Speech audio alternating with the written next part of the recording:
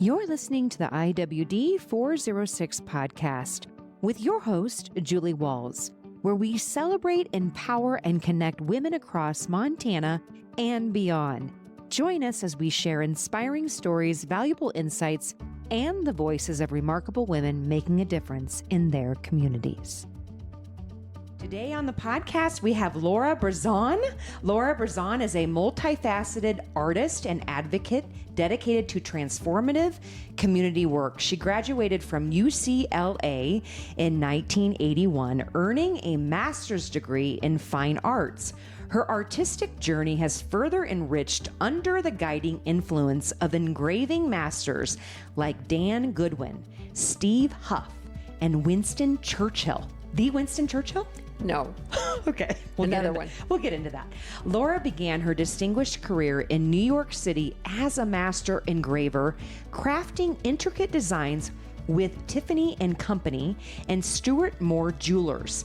In 1986, she ventured to the picturesque Northwest, ultimately settling in on Montana, where she could merge her artistic pursuits with her passion for the outdoors, which is amazing here. A devoted family woman, Laura is married and raised her 3 children in Montana's Flathead Valley, where 2 of them continue to reside. Her commitment to nurturing young minds extends beyond her family. She has volunteered as an art teacher in her community for over 25 years and is an advocate for the underprivileged youth. She spearheaded the successful nomination of Whitefish, Montana as one of the 100 best communities for young people in 2006. I agree. An honor recognized by Chairman General Colin L. Powell. In 2022, Laura and her husband embraced a new role as legal guardians of 2 of their grandchildren, sparking her advocacy for grandparents raising grandchildren. Collaborating with the University of Montana, she became a peer-to-peer coordinator for the Flathead Valley Kinship Caregivers. She also launched the leading podcast, Grandparents Raising Grandchildren, a forum that shares heartfelt stories and provides vital insights and support for those navigating this profound journey. Currently, Laura is partnering with Dr. Deborah Heiser and the Mentor Project to develop the Flathead Valley Mentor Project, which brings STEM mentors to local schools and communities. Through these efforts, she continues to change lives, highlighting mentorship's transformative power and its potential to shape the world. Welcome, Laura. Hi. Hi. I'm honored to be here. What? Julie. I'm honored to have you. I mean, that is an impressive bio. Yeah. Well, I'm a Renaissance woman. What can I say? You are a Renaissance woman, and I have so many questions, and I first start with our signature question. Were you born and raised in Montana? No. No. No, I was born in New York City. Okay. New York City, like the city or the state? Like Manhattan. Oh, you were the downtown girl. Yeah. Like Billy Joel's song. My mom. Uptown girl. Yeah. Yeah, my mom. That's awesome. So what was that like? Amazing. New York City back then was an amazing place to grow up. And culturally, I mean, my grandmother, who was a concert pianist, took us to the Metropolitan Opera. And, Wow. you know, on the weekends, we went to the Museum of Natural History and Modern Art. And so culturally, it was a beautiful place to grow up. And was grandma from there as well? Grandma was not from there. She was from the Deep South, but Okay. she came there in I think 1914 to study at Juilliard. Wow. So she had a thirst for it, to be immersed in that. She did. That's pretty amazing. And then to be able to be, I'm assuming, a big influence on you. She was. My dad was not in the picture after I was about 3. Okay. So we moved in with my grandparents, and I was always passionate about art and drawing. And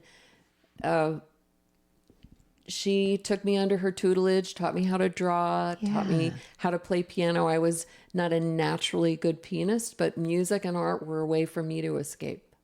It's interesting. There's a little bit of foreshadowing. Grandparents raising you. And we'll talk later in this conversation about that. Okay. So she really influenced. Now, did you know that you had an artistic ability early on? I did. Okay. I did. How'd you know? Well, I thought about it a lot because even as a very young child, I really wanted to do something important with my life. Okay. So I thought about it for years. And I remember when I was 9 years old, going into my grandmother, because I loved my grandmother, and saying, I've decided what I want to be when I grow up.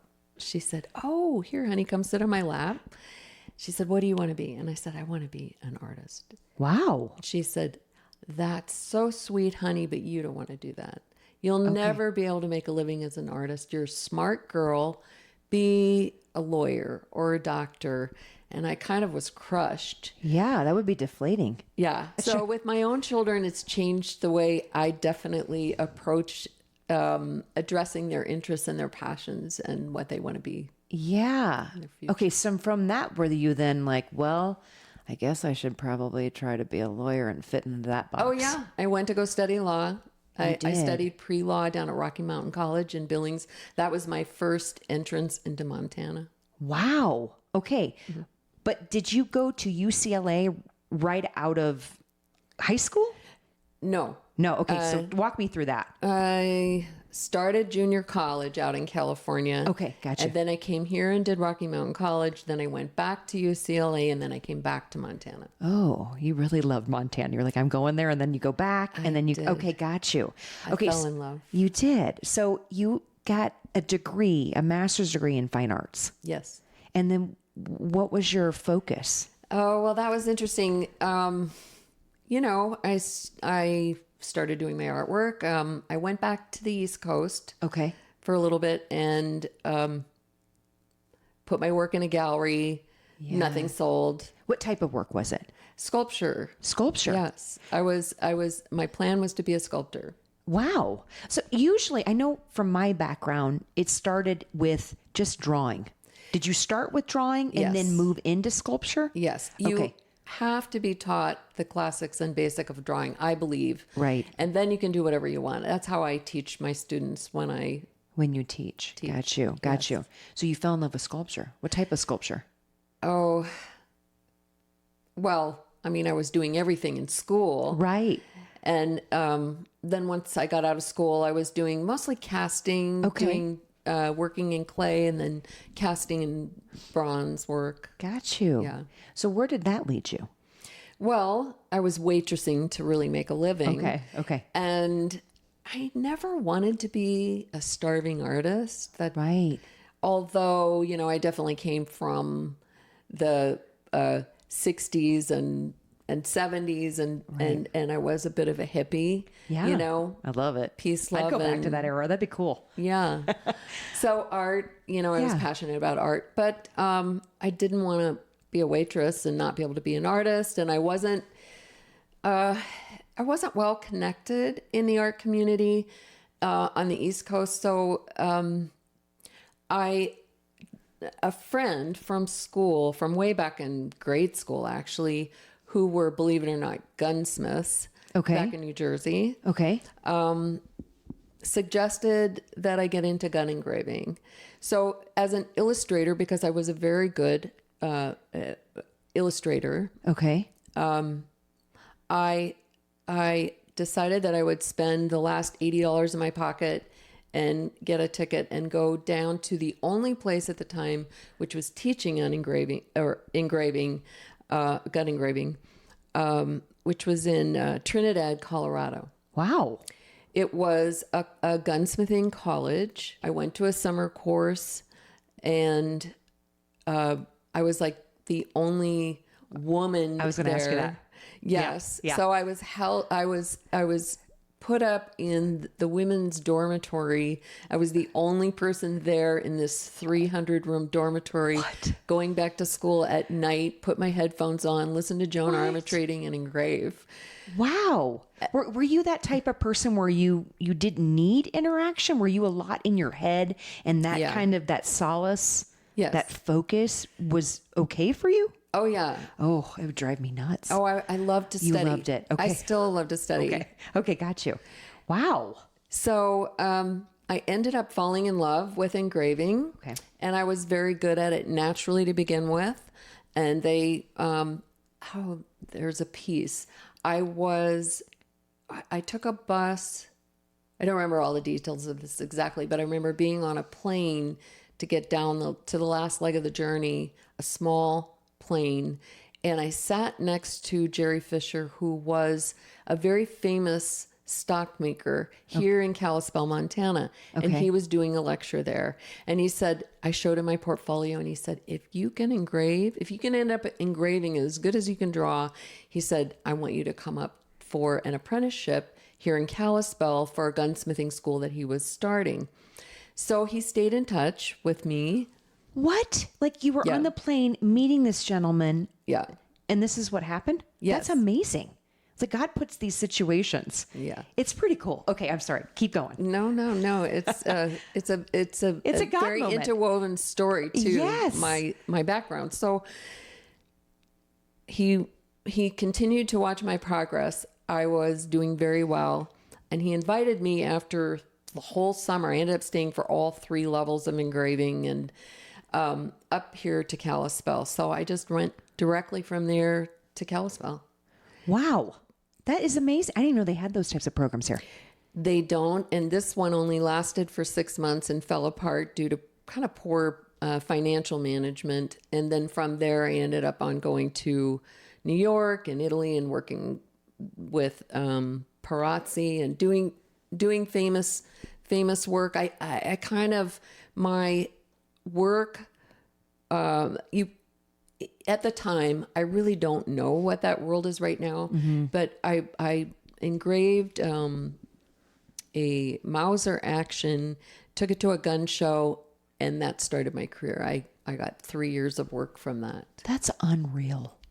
So, okay, from that, then how did you evolve into working for jewelers like Tiffany and Company? Well, the gunsmithing world is obviously, there are more women involved, but it was a very chauvinistic world, Oh, I can see that. which is not my game. Right. So I was very successful. It was great to make great money at a young age and be able to live on a little mountain here in Kalispell, Montana. Yeah. But it was, I wasn't really happy inside, and I knew that my future was probably going to be elsewhere than the gun world. I moved into custom knives, and then that old saying, if you can make it here, you can make it anywhere in New York. Right. I thought, well, I'm going to go try for the moon, shoot for the moon and go to New York and see what happens. Yeah. So I went back to my hometown and walked into Tiffany's. My dream as a young girl had always been, because my grandmother would take me to, at Christmas time to Yes. to all the stores on Fifth Avenue. And Right. I'd look in the Magical. windows and I thought, I want to work behind the counter of Tiffany's someday, Oh, yeah. So I just called the design department and asked if I could have an interview, and they hired me right away. So I worked up in the custom design department. And yes. And at the time, I was working for Stuart Moore Jewelers, which I don't even know where Stuart Moore is now, but at the time it was a very prestigious jewelry shop down in Soho. And it was kind of fun to live down in the village, Soho, at 23 or something. So 23? You've already had this life at 23? yeah, I want to say it was in my 20s. Wow. So it was exciting, Yeah. but I am not a city girl. Okay. well, obviously you wanted to escape to Montana. I love That's as blue skies, far as clean from water, and fresh dirt under my feet. Yes. Oh, I do want to back up a little bit. I know you. So I came back. Yeah, I love that. And I love that you're connected to nature and the healing aspects of nature. And I do want to go back just a little bit to, I know we talked about this before, about dealing with a little stint of health issues. Mm-hmm. And clearly, that allure back to natural landscapes and all that brings, all that comes from that. Mm-hmm. you experienced something, and I know we have listeners that would love to hear a little bit about your story, your health journey. Sure. Yeah. Can we talk about that? Sure. Okay, awesome. So you experienced a health challenge. Was it before the engraving and all the, educational piece? Was it during your teenage years? I want to say 19, Okay. 18, 19. And I lived in Colorado for a while, a few years. And that was between California and Montana. Okay. And one day I was walking across the street and I blacked out. And when I came to, some people took me to the emergency room and I didn't know why it had happened. But when I woke up, I had loss of feeling in the left side of my face and in my hands. And I'm sure there was more going on in my body at the time. But the remaining little tiny bit that I have now is still on the side of my face and my fingers. But I don't even think about it until you just brought it up. Right. So Like a Bell's palsy type issue? It's just tingling. Tingling. Okay, gotcha. Only on one side. Mm-hmm. So what, did they figure out what was going on? Well, I believe while I was in the hospital, I was sent to a neurologist at Boulder Neurological Center. And he said, I wanted to run some tests on you. Okay. So at that time, the only way that MS was diagnosed, that was a little sneak preview. I told you what happened. Yeah. Was through doing a spinal tap. Right. So I had a spinal tap done. I don't think that's changed. I mean, I'm going to be honest with you. Yeah. Okay. It's the basic not in way touch with test it. Okay. that world anymore because, well, I'll tell you, it got better. And so the diagnosis came out. He said, I think you have MS. Okay. And I was like, what's that? I had no idea. And he said, well, I want you to know it usually shows up between your age and I think it's like mid-20s when it starts showing up. And he said, you're going to hear some horrible things. People will tell you that you're going to die from this. And I went, what? Like At 19 years old. Right. Wow. And so he said, but I'm going to tell you, can I say this on the air? You can absolutely say anything you want. He said, don't read anything published by the American Medical Association. And he gave me a book. It's an old book by Pavo Irola called Natural Medicine. It's the only book that was out at the time that had 3 pages on MS. And it was all, things to do both in your diet and your lifestyle and your environment, exercise, everything like that. Right. And I just read that over and over 1,000,000 times. And I changed my diet. I became more conscious about, I was young, starting to drink a little bit. I didn't drink anything. I think I might have even smoked a cigarette or two, socially or something, what we did then. And so I stopped all of that. And I started reading everything I could on natural healing. Wow. And I called institutes all over the country that were doing progressive work, and I just studied it. And I'm a researcher by nature. Yeah. One day I was taking a nap and falling asleep, and I'm a very visual person as a creative person. And I had a vision. My mother taught me to knit when I was really young. Okay. And I had a vision of knitting a sweater, and that what was going on, I tried to kind of just go inward and see where the pain was coming from in my body. And I saw it like a dropped stitch in a sweater that was falling. And the sheath, if you know anything about MS, and I was diagnosed with MS, it's a sheath around the nerve that starts deteriorating. So I saw it like a sweater, like an organic thing. And when you drop a stitch in a sweater, you have to you take a crochet hook and you hook it back up. Right. Or you cauterize it You cauterize the yarn if it's synthetic. Right. Right. So I said, well, what I have to do is start looking for where this is happening in my body, and I need to heal it.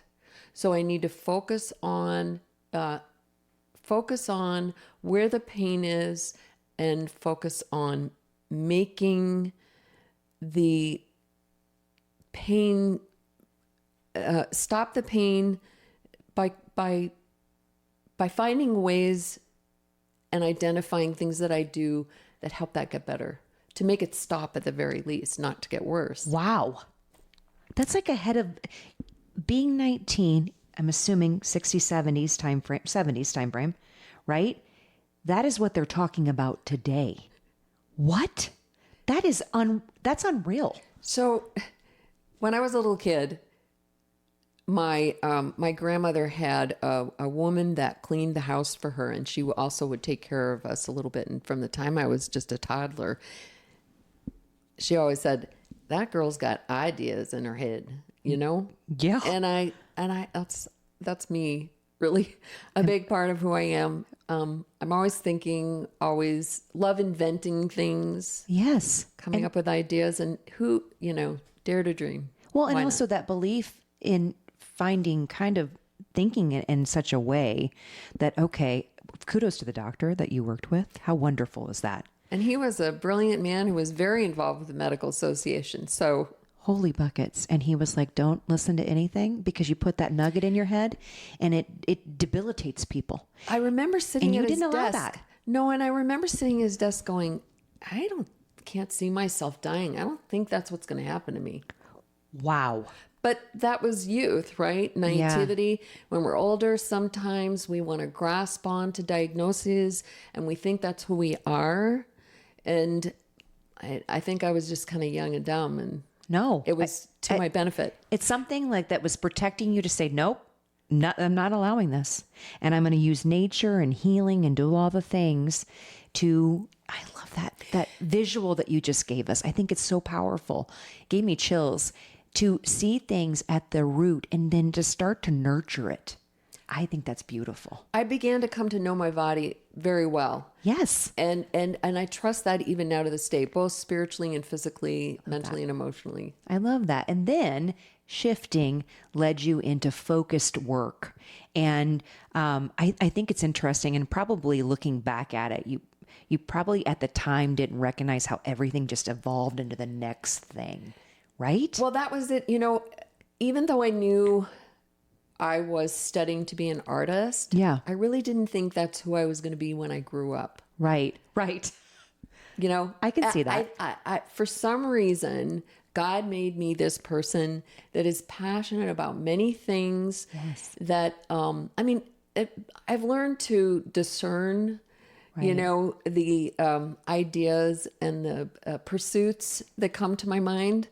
But I think learning to follow my heart, and then that in time with many years of soul searching and discovering my faith and what that was and who my God is, that I've become a better listener. Yes. So I'm still evolving. Oh, we all are. I just think it's amazing. So I want to go then back to our previous conversation, and thank you so much for allowing me to sidetrack a bit, because I think that messaging was so important. But going back to working and being this skilled engraver, you had this unbelievable talent, and it was obviously caught the eye of some really major players in the industry. Now, was there any work that was commissioned that stood out to you? Oh, yeah. Oh, okay. Let's talk about that. Well, I told you early on that my parents, they didn't approve of my decision to leave law and study art. Yes. Yes. So they were like, oh, she's just going to be the poor starving artist, you know, and she's gone off to Montana and she's living with cowboys and Indians and, That's what they think. They really do think that. Oh, they did when I first came here. I mean, I came here 49 years ago. Wow. When, all there was downtown was a couple of diners, 4 bars and 2 banks. And I know. Crazy change. They really thought, cowboys and Indians still ran in the streets. So, But when I got a call at the time. I was a struggling single mom with 2 kids at the time. Okay. And I got a call, and I really kind of thought it was a joke at the time, but it was a call from the White House. Whoa. And it was someone saying that Barbara Bush would like to speak with you. And honestly, I'm not sure. I probably had heard her name, but, What? I didn't really know. I mean, I knew who George Bush Sr. was, our president, but I'm not sure I knew Barbara's name at the time. I probably had heard it. But anyway, I thought it was some kind of a joke. Sure. Yeah. And I said, sure. And I was engraving guns at the time. So, I got calls from people I had never met before. And I was, it was a very powerful time in my life because I don't want to talk about politics, but I'll say that Barbara Bush was one of the most amazing women that I've met in my life. And she was so respectful to me. And as a mom, a nobody, she treated me like I was somebody. And nobody had ever done that before. That's amazing. First lady. First lady. And she said, I want you to design. I want to give a birthday gift to my husband. She said, you can do whatever you want. You can design whatever you want. And right away I started thinking, oh, okay, well, so what does he love? What is he passionate about? What was one of the best times of his life? And it was when he served on an Air Force carrier, the San Jacinto. And I said, well, I want pictures of that. And I said, did he have what are some of his favorite things? And he said, oh, his dog Ranger. Okay. Yes. He said, I have a picture of him in his Navy jacket holding Ranger on the San Jacinto. And I said, I want all photos of everything. And I gave her this list of stuff, and she said, you don't have any preferences to style, of scroll work or anything. She said, no, just design me what you think would make him happy. No price point, nothing. And so, of course, it had some gold inlay in it. It had a lot of details. And I love doing lettering. So I designed a beautiful monogram for him that went on the trigger guard of the gun. And he only owned American-made guns. Wow. Okay. So it was a modified Model 21 Winchester, beautiful gun that had been stock that had been made by a gun maker down in Wyoming, and he wanted it all American made. So after I did that gun for him, my parents would brag about me. What? My daughter is a gun engraver, and she engraved a gun for George Bush Sr. And so in my family's eyes, my career was accepted finally at that point. Wow. But that's a little bittersweet. Yeah. Isn't it? Well, I have to say, I thought, when you're young, your accomplishments are important to you. And I thought that was it. I thought I'd kind of reached the top of my game. And I got there and I looked around and I went, well, this isn't it. We got to keep going. That's a big deal. Yeah, it was. Yeah. I mean, to talk about it, I'm like, wow, you're just...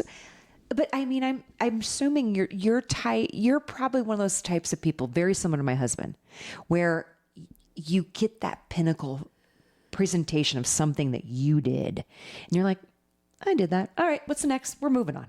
It was important to my self-esteem because self-esteem was a big deal for me. I was abused by a stepfather and by my grandfather when I was young, and that affected my whole life. Absolutely. So I always struggled with self-esteem issues. And, my mother went through a couple of marriages and they weren't so good. And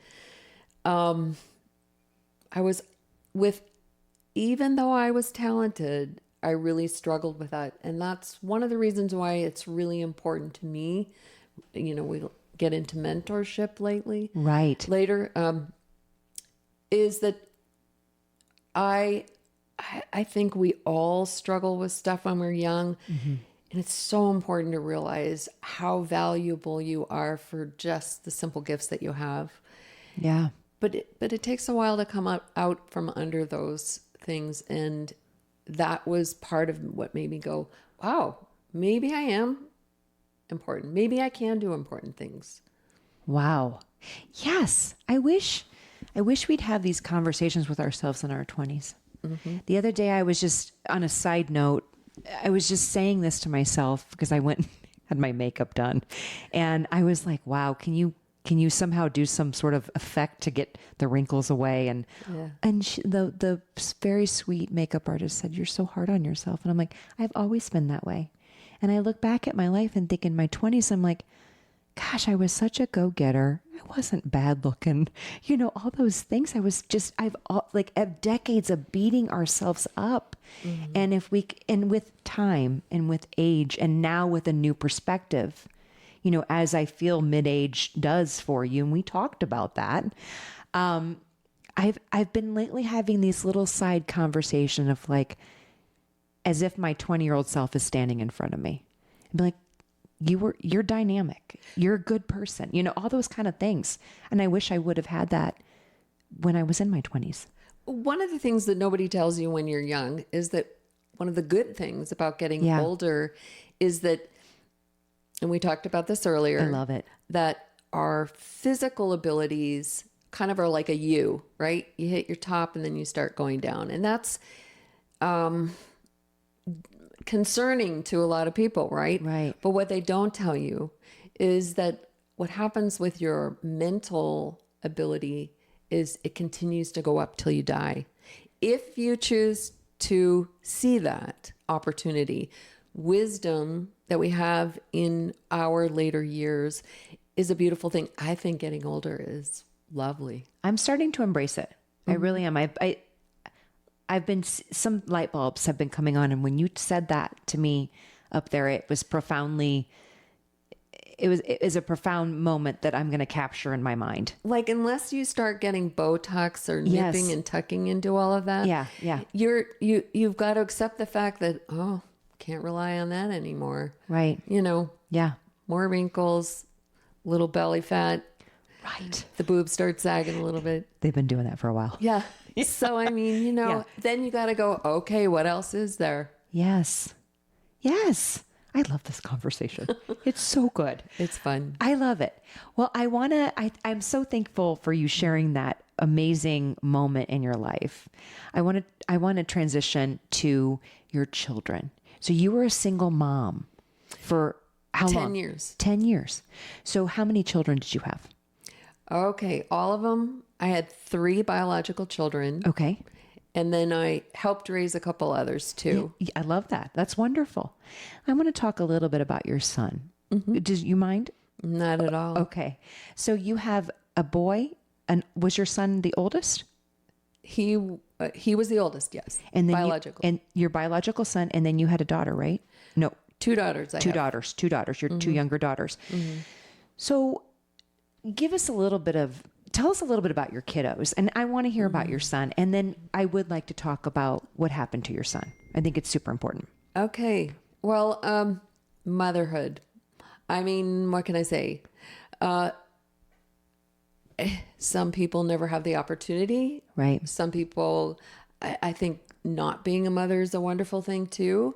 But in my situation, I was a mother and it grew me incredibly. And nothing is more humbling. And as you get older, nothing becomes more important than the legacy that you leave for them. Right. I was married twice, and I had 2 of the children through one marriage and 1 through my previous marriage. And I had a son who was, if you're a mother and you've had a son, I mean, I love being a woman. I didn't have a real affinity for boys. So I prayed that my first child would be a girl, and it was a boy. Okay. And then I found out how boys fall in love with their moms and how much we love our sons. We do. Yeah. Yeah. And we talked about the legacy we want to leave for our sons. Yep. Teaching them how to be better to women, to embrace their feminist traits. Yeah, absolutely. Right? Yes. And I think that's important. I did that with my son. He was wonderful to women. And when he struggled with some depression, and he fought to come into this world. It was sad that he was traveling over to Washington and had borrowed a friend's car, so he was not in his own vehicle. He'd done something really stupid. He'd switched license plates on the car himself. Oh, gotcha. Because his car wouldn't start at the last minute that he was supposed to go to a job. He was supposed to go to a job interview in Seattle. Did a couple stupid things, got all the way over to Washington, realized that moving away from the area was not a good choice. Right. So he turned around the next morning and came back. And so he was very tired, decided to stop and sleep up on the pass just outside of Wallace, Idaho. I forget the name of the pass. Oh, yeah. I know what you're talking about. And he had a medical marijuana license, so he'd smoked a little pot and gone to sleep in his car. And a road crew had passed several times and seen the car there. Oh. I think he stopped, it might have been at night, and then in the morning he was still there. So they reported it to the police, and the police had gotten a report about I don't remember if it was an orange car or a red car that had been stolen, and his was the opposite color. And because it was close enough, they sent a sheriff out. Okay. And there were two officers that came and they questioned him, and they didn't like the answers that they got, I guess. There was no cell service in the location, and for over an hour they detained him, brought him in and out of the car, questioning what the officer was trying to do. We found out later this was 7 years of legal procedures that happened before it was over, that they were trying to get him to confess to a crime, which he hadn't done. And they thought, and my son, his father is French and Italian, and with my background, he looked like he could have been Iranian. Wow. And at the time, there was a lot going on with bombings and threats. Yes. And so they thought he was, they didn't think he was a good guy. And his roommate, whose car it was, had a gun in the glove box, which he didn't know was there. Right. And they had him go in the glove box and reach for paperwork and saw the gun, and they shot him. Oh. Because they thought he was picking up the gun to point it towards them. Wow. Well, we found out in all the proceedings because we went through reenactments. I mean, it went all the way just below Supreme Court, actually. And in the end, there were some laws that had been changed that caused our case to get thrown out of court. And unfortunately, it didn't go any farther than that. But it was tragic. It was tragic. Terrible. Yeah. And that was 7 years worth of dealing with the court system? Yes. And lots of money. Most of our savings went into the whole thing. It was an exhausting experience, but at least we found out what happened, and yeah. Wow, Laura, the breadth of what you've dealt with in your life, and then something like this, and it never goes away. The grief of a mom's heart never goes away. No, it's tough for us as survivors. Survivors, for sure. And with such a tragedy, with such a tragic, preventable situation. Yes. Well, what came out of that for me was I had always taught all of my children to respect and obey the law. And if my son had he was just trying to give them what they wanted. Right. And in the process, they did a lot of illegal things. Right. Which they could never be accountable for. Was that if he had just handed them his driver's license through the window, not gotten out of the car, they should have handcuffed. If you'd been handcuffed and put in the back of the police car, it never would have happened. The fact that they can only detain you for, I think it's 10 minutes, it might be a little longer, but he could say, if you're going to arrest me, otherwise I want to counsel.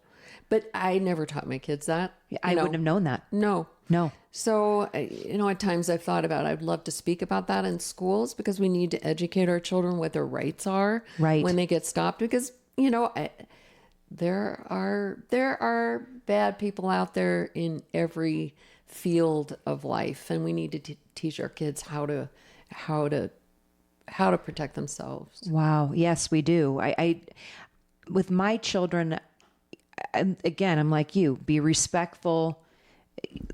You don't know what they're there interrogating you for. Ask the questions.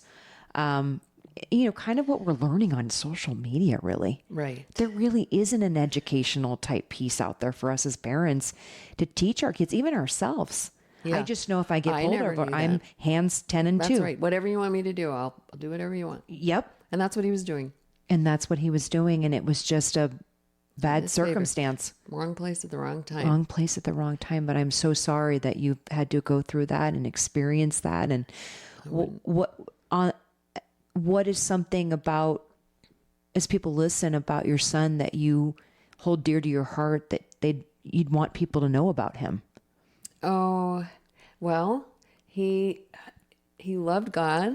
Yes. So I knew where he was after he was gone. Oh, that's wonderful. Yeah.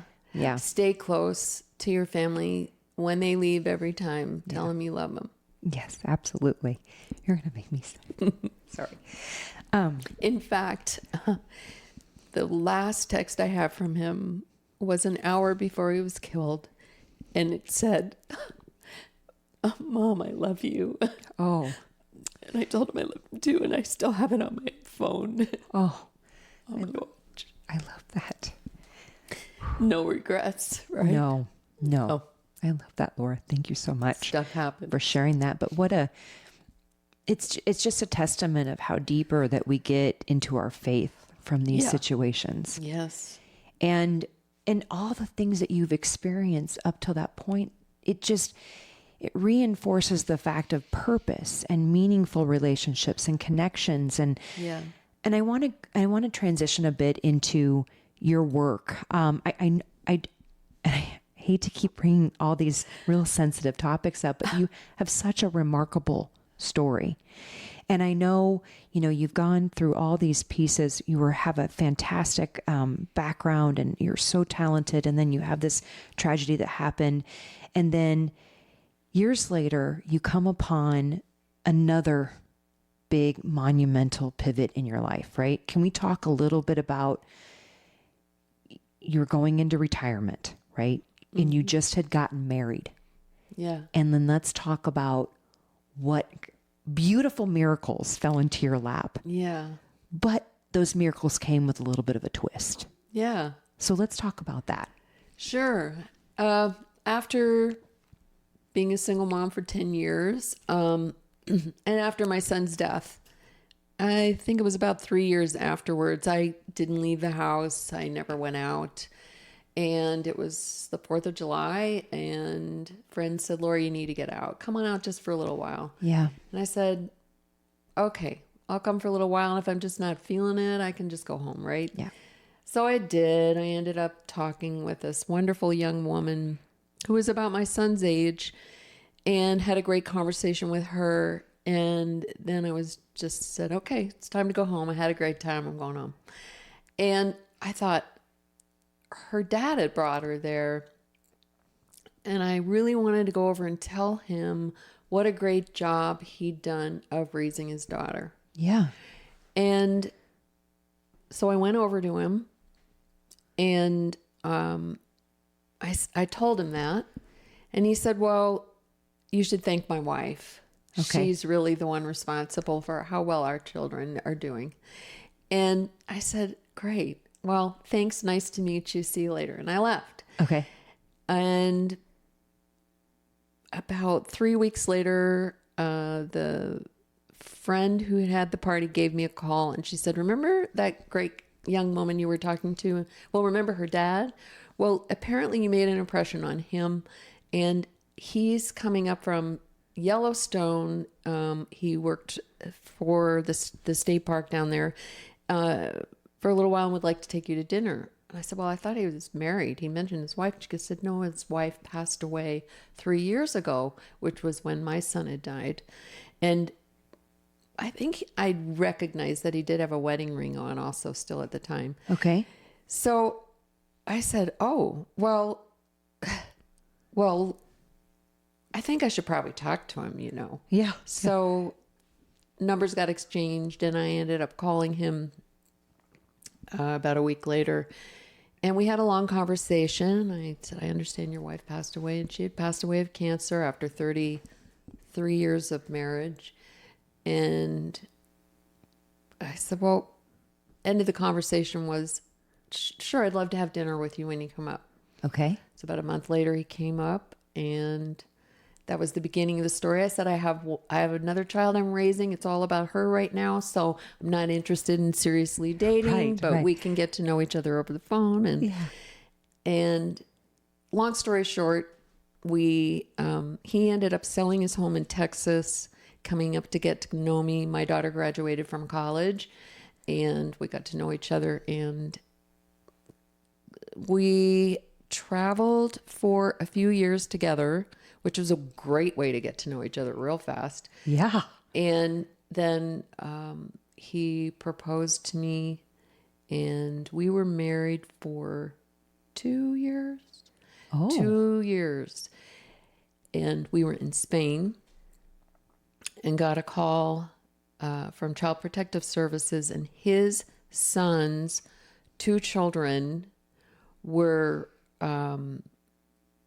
It was a call from his son who had left his wife the year before, and Child Protective Services was going to take the kids, or because the mom was going to jail for neglect and abuse. And we thought the son would take the kids, but he didn't want the children, and his girlfriend did not want them either. Wow. So I told my husband, we need to go get these kids. We need to leave where we are and go get these kids. Because they were going to go the next day into... foster homes? Yes. Okay. And they'd probably be separated, is what we were told. So my husband said, here, my husband, who had been caring for his wife for 5 years, then met me, and we're traveling, and he said, we're not going to do that. I said, we have to do that. He said, we're not going to do that. I don't want to do that. Yeah. And I said, okay. Well, I went to sleep that night, and the next morning I woke up in tears, had a cup of coffee, and marched in there to talk to him. And I said, we have to go get these kids. I don't care if you back me on this, but we need to go get these kids. And he just started laughing. I was in tears, and he said, okay, Laura, we'll go get the kids. So we got on a plane. I called the airline, switched the tickets. We flew back to Montana. And in 3 days, the kids were already in the care of his deceased wife's sister. Wow. Okay. Got you. Son was done. Son was out of picture. His son was out of the picture. His son. Okay. Got you. Had already dropped them off. Wow. So it took 3 adults to take care of those kids. They were wild animals, literally. They had little exposure to society. Daughter had been pulled out of school. She was 6. He was 3. They had lacerations on their body, open sores. They had bugs crawling on them. They had worms in them. They had matted hair. I had never heard of situations like this before. No. I was in total shock. They were starving. nobody could contain them. They had no boundaries, stayed up all night long all the time, did whatever they want. 6 and 3. And they were where when you got them? Where were they? They were in Texas. They were in Texas, yeah. Okay. Wow. So, I mean, did you know when you, I mean, obviously we're going to go pick up the kids thinking these two little beings, they would be well nurtured. I can't even imagine coming upon that as a parent.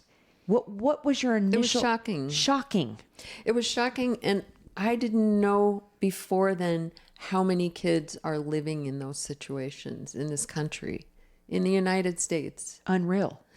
And 2.7 million grandparents are raising their grandchildren in this country, and the numbers are growing. And it's because of the opioid epidemic. It's because of COVID.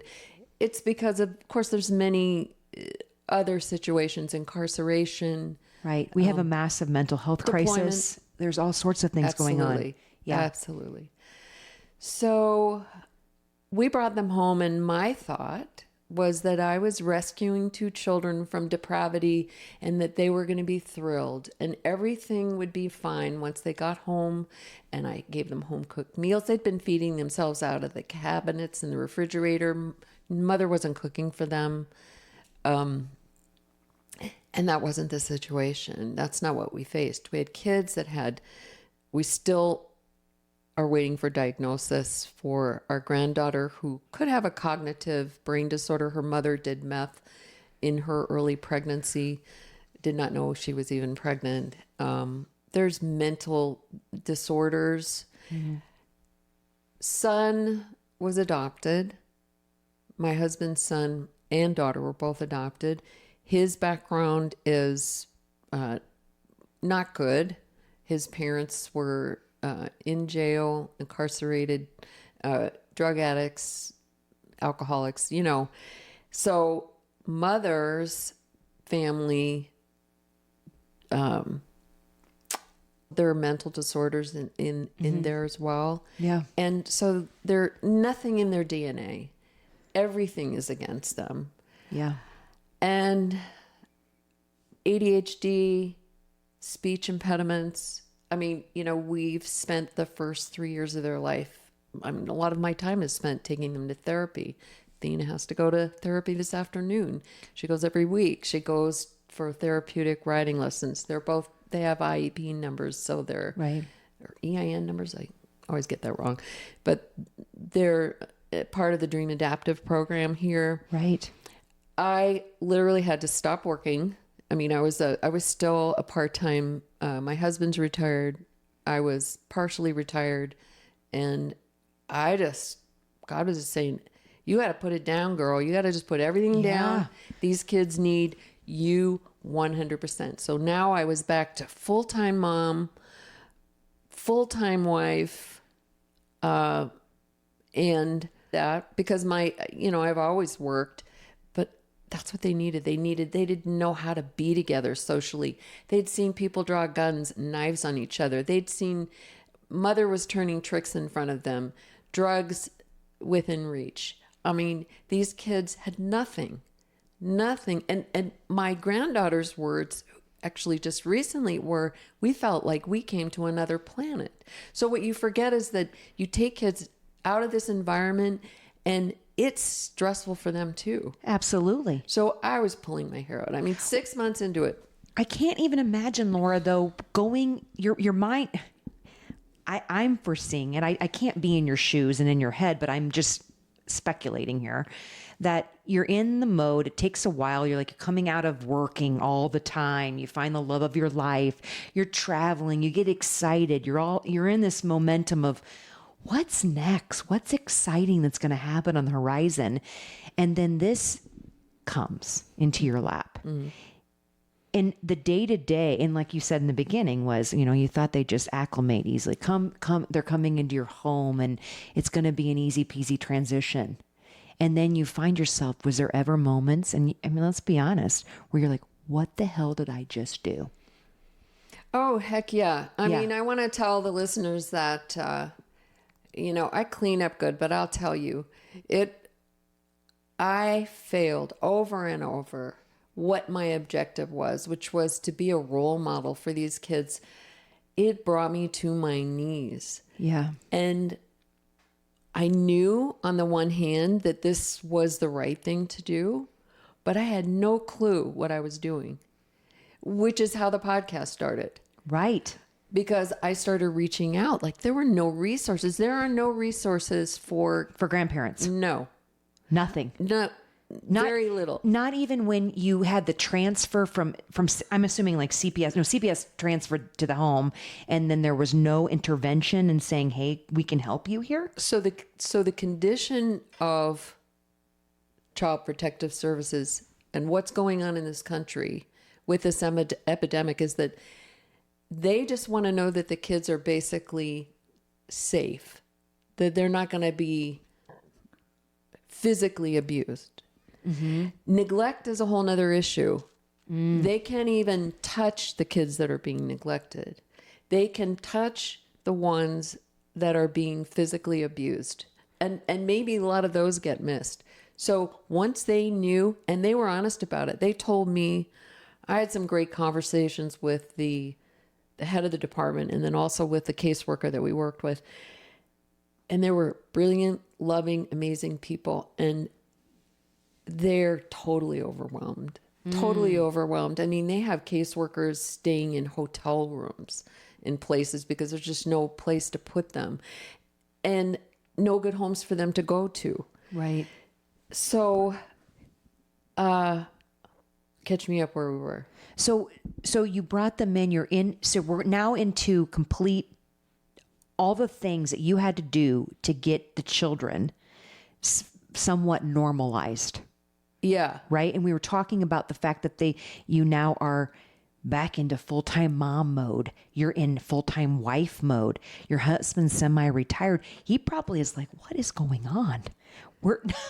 I may have to go back to work. Oh, I mean, you know, there are many times he just put his headphones in and sat in the corner because he didn't know what to do. And then I would be like losing it, totally losing it, not knowing. I mean, they were like little monsters, but I knew they were little angels inside. Yeah. And so sometimes my husband would just take me and put me in my room and shut the door, and I'd have to just cry and sob and I was, to be honest, I mean, talking about the reality of all of this, I started having a couple more glasses of wine at night. You know, I was coping. That was my coping mechanism. Yeah. And, I mean, I'd let myself go. I'd put on 20 pounds. I'd, you know, people stopped coming to see us. So the reality is that you have people our age don't want to hang out with a couple of screaming, crazy kids. Right. It wasn't peaceful. We couldn't have people over for dinner. People that came over to visit us, you know, you try and have this nice little social arrangement. The kids are screaming, hitting things, poking holes in the walls. Yes. I mean, they're out of their minds. And then you bring strangers into the situation and it makes them crazy. Well, then you have to justify everything. You're trying to, and right. You're sitting here trying to serve dinner, and you've got a kid that it's hitting you, and it was.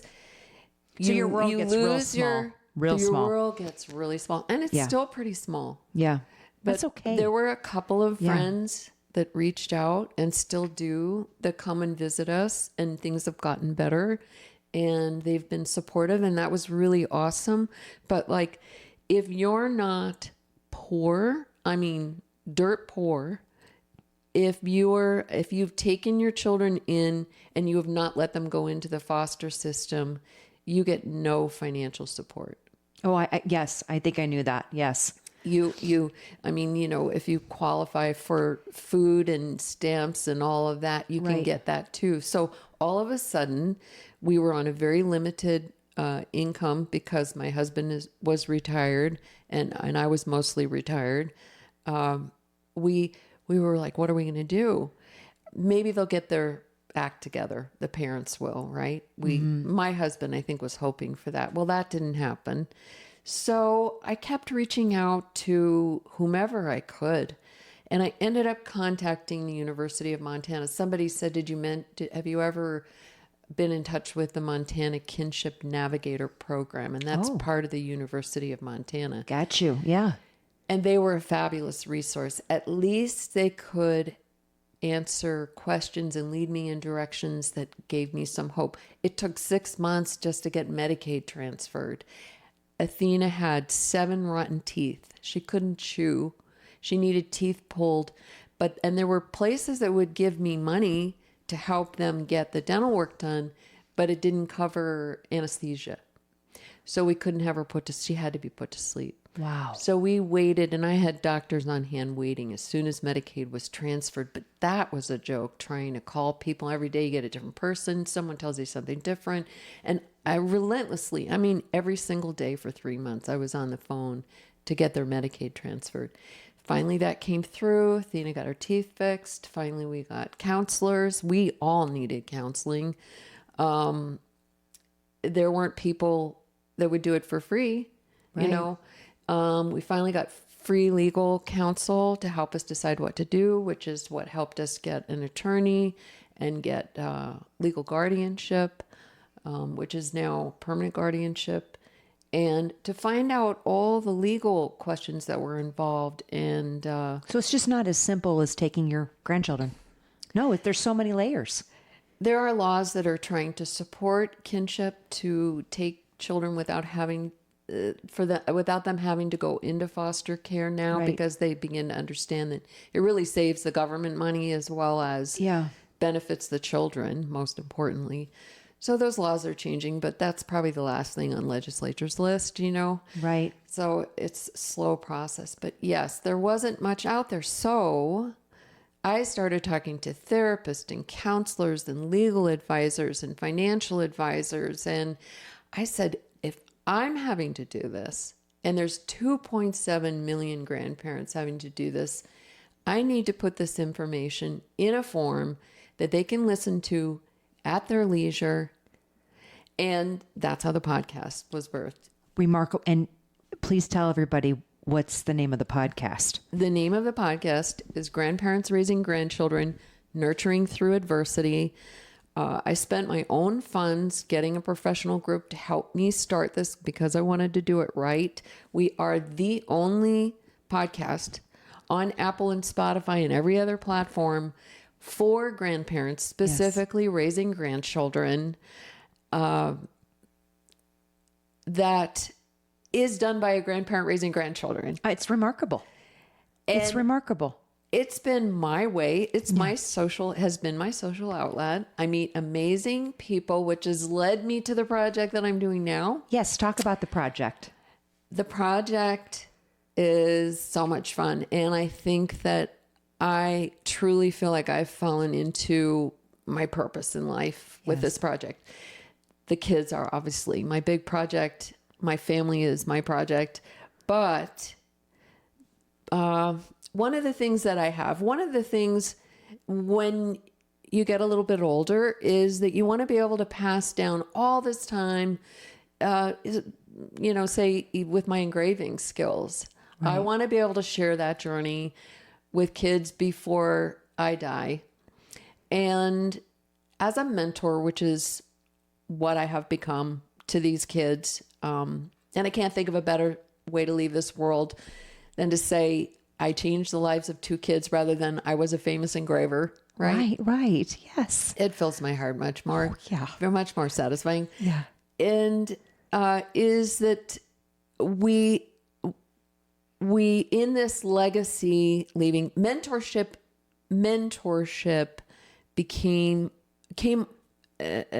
has been on my heart for quite a while. And I interviewed a young man named Sonny Von Cleveland who discovered his purpose while he was in prison. That was the first spark. And then I interviewed a woman named Dr. Deborah Heiser, who is a developmental psychologist in New York City. And she's one of our podcasts, one of our more recent podcasts. And I just connected with her and I said, yeah, this mentorship thing, there's something to that. And there was a psychologist named Erik Erikson back in the 1990s that developed a term called generativity. Okay. And there's 3 ways when we get older, really, we can give back. We can be a philanthropist, Right. which I have not had the financial opportunity to do, but we can be a volunteer, which I've already done, but my time is very limited right now. Right. So I feel like my volunteer work is my children and the podcast. But these are people I'd call anyway, right? So it's Right. just fun once I figured out all the technical aspect. It's really fun talking to them, and Yeah. I just love sharing the information. So I would do that anyway. But generativity is where you become a mentor in more ways on a lateral perspective. So you're changing lives of others, and that's something you can do for free, and you can spend very little time doing that. And just if you know this as a mom, Right. if you spend half an hour with your child once a week, I mean, as much as you can, Yes. that time, that dimensional connection that you make with a human being is so important, and becoming even more important these days with all the technology that surrounds our lives. Right. Right. We change lives through Yes. connection and connectivity. So that's generativity. It's basically doing for others, being there for others, giving of yourself and of your free time, because we know as parents how busy we are. But when we just sit down with the kids and say, what do you want to do? Let's talk. Yeah. How do you feel? How was your day? That's what generativity is. I love that. And we need more of that. We do. So Yeah. in this valley, with the connections I've been blessed with to have all my life, I've been director of care for a while. I've volunteered in the schools. People know me for my career as an engraver. I donate my engraving to several organizations still, because it keeps me doing my work. Yeah. Yeah. But I can, I love making beautiful things and giving them away. But I felt like there are a lot of kids, especially the neurodivergent ones, that get lost in the cracks, that need to hear from other people that are going through the same thing they are and have made a success of their lives. Yes. So Deborah's program, Okay. which is international, there are now branches in Tanzania and one other area outside of the United States. And basically it's focused out of New York City right now. But they will send mentors, STEM mentors, which are science, technology, engineering, math experts, to communities and bring together kids so that they can hear some of the amazing things that people are doing with their lives that came from very simple backgrounds. Okay. I love that. There is one woman who's an engineer who was I want to say she was autistic. Oh, okay. Got you. And she heard a mentor speak one time and realized that her gift was math. And she ended up becoming an engineer, and she's now an engineer. She said, I can do that. And they were Wow. like, yeah. And so they had a conversation with this little kid or she might have been a young girl at the time. And it changed her trajectory. Yeah. It changed her career. It changed her dream. It changed her vision of what she was capable of. And she ended up becoming an engineer for NASA. That's amazing. So I'm working with Deborah, developing the Flathead Valley Mentor Project, where we will do lateral mentoring with people in the community that can just give maybe a couple of hours of their time once a month, less than that if they need to, and be a panel of people that we can bring kids in that need mentors to hear their stories so they can identify, and maybe it'll give them hope. That is amazing. And you light up talking about it. You're so passionate about it. It's Is like, that not cool? it is so cool. Yeah. I mean, I love the fact that you have figured out your purpose, your soul-filled purpose in life. Isn't that the goal for all of us? I think all of us walk through life sometimes just kind of with these blinders on each and just not really wide perspective. And maybe it's just because they're not connected to it. You have figured out a way to connect to it through all these circumstances. And I think it's so powerful to watch you talk about it.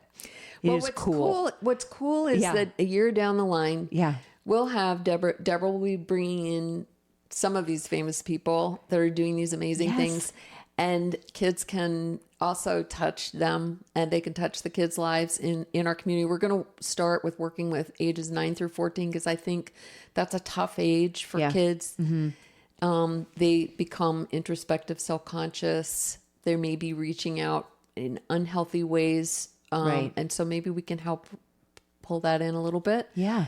And give them some inspiration and touch on what their gifts and abilities are and get encouragement from other people in the community. And what's so cool is there are so many people I know that are out there that have done amazing things in all different walks of life that would really love to give some time to share with a kid what they've done with their life so that it doesn't die with them. Yes. Wow. I love this. So how can people get involved in it? Where do they go to learn more about it? Well, they can contact me. Okay. How? Through your website? We have so the website grandparents-raising-grandchildren.org. We'll put that in the description of the episode. We are a nonprofit agency. Okay. And you can call me directly. Should I give my phone number? No. Okay. I won't. No, but we'll make sure to put all the information on how to get in touch with you, to be involved either as a mentor or donate or just be a part of this event. If you don't ever want to do it, but you just want to know a little bit more, I can pretty much answer all your questions. I love it. I'm so excited for you guys. This is amazing for the valley. What is the future of it? Do you want to expand it across the state? Oh, I don't know. I don't ever think that far ahead of my life. You're day to day. No. Yeah. 6 months at a time. And now I want to go back. How are the kids doing now? They're doing so much better. Wonderful. We're all doing better. Love. I told you before what the 3 important things are to me in life. Yes, tell that. So for me, falling in love with God again. Yeah. Like it always brings me back. Go through a hard time. You got to fall in love all over again. You do. Is dying to yourself every day. Dying to yourself every day. Yes. I love that one. Because I start thinking I got a plan. And a kid walks up to me and I am tired and I am exhausted and she's got ADHD and he's got anger issues and it's like, let go, let God. Yes. And some of that is also saying, give me a minute, you know? Yes. I do tips on the show with a gal who's great about self-caregiver tips, fun little stuff. Sometimes you have to say, I'll get back to you on that. Yeah, I love that. That should be my new sentence that I give anymore. I'll get back to you on that.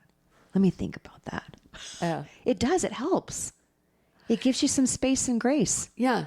You got to say, like, I've had to learn to tell the kid, like, I thought, okay, I'm going to be super mom again.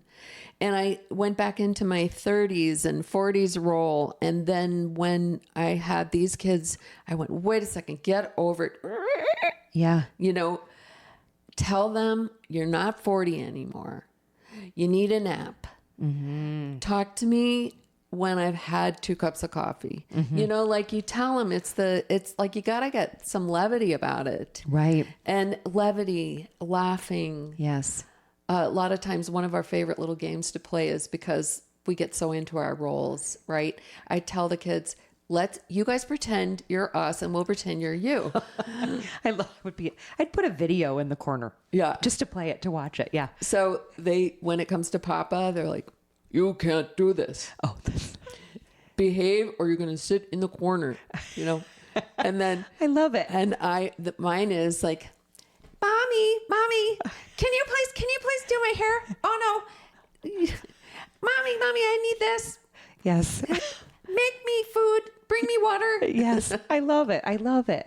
Oh, but you're having so much fun. I mean, I know it's a different second act in life, right? Yeah. It's different, but what so much reward out of it. I mean, I think it's wonderful.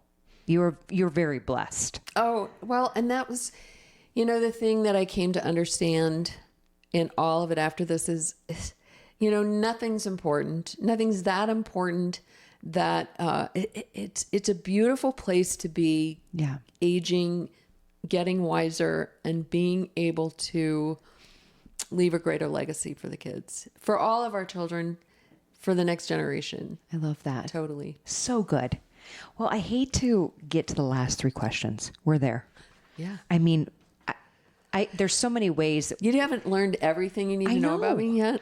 I know. You need have to ask more questions. I feel like we need to have a second episode. Dun, dun, dun, dun. Yes. And we need to explore, just even second act, like once the kids leave. And then, I know parents talk about this all the time, and now they're in that in between empty nesting to having grandchildren and what that is and the relationship behind it, and then shifting to having grandchildren and, seeing that, there is some animosity from your adult children because you treat the grandchildren better than you treated me. I mean, there's all sorts of conversations that can go from this. So, what's really interesting? I did a poll because I'm on a lot of social media. I speak with a lot of grandparents raising grandchildren. Their stories are also on the podcast, which is pretty fantastic to listen to. Yeah. They are my superheroes. Yes. It's amazing what people can do. I met a couple, both in wheelchairs, raising 3 grandchildren. Wow. Yeah. But are they on one of the episodes? No, they're not. No, okay. They're not. Okay. I want to get more grandparent stories on. I'm working on that. But, you'd think it was the loss of finances are the greatest concern. You'd think it was lack of social connection anymore because you do lose all your friends. You'd think it was losing retirement. The greatest grief that people experience is what's happened to their own kids in this process. Like for my husband, I think it's really hard for him to know that his son that he adopted, that he spent his life giving everything to, walked away from his own children. And, there's a lot involved. It's a very complicated situation. It really is. Do you have your husband on occasion on the podcast talking about that? No, he's not the kind of person that likes to talk about that. Oh, I would love to listen to his perspective on that. Just what you mentioned. And on that, her podcast is not just for grandparents. It's a great tool for wisdom for parenting and parents in general. So I think, and also looking ahead, like I think your podcast is getting people set up to see things that they will potentially could experience in the future. So, but I do think it would be an interesting episode to listen to his perspective on, acquiring these grandchildren and then having this son and how he feels about it and all the things that came out of it and what he'd want his son to know from his perspective. So I don't know, just something to think about. Yeah, it's a great idea. Yeah. I do love getting men on the show, and there are quite a few podcasts from the male perspective. Yes. Some from there's a survivor story of a young man whose grandparents did raise him, and he tells his story about how it affected him. Yeah, I love that. Yeah, I love that. That one's a fun one to listen to. Yeah, I do. I think it's interesting also too when grandparents, we had Shauna Whitebear on and her grandparents raised her. She talked about the impact of that. You do get a different perspective, as far as because they've already been there, done that versus somebody like myself. I'm kind of learning as I go. I'm kind of, in my 20s having children and then in my 30s. And it's I'm learning. You're watching mom learn as they go. But then having a grandparent raising you, it's I've already been there, done that.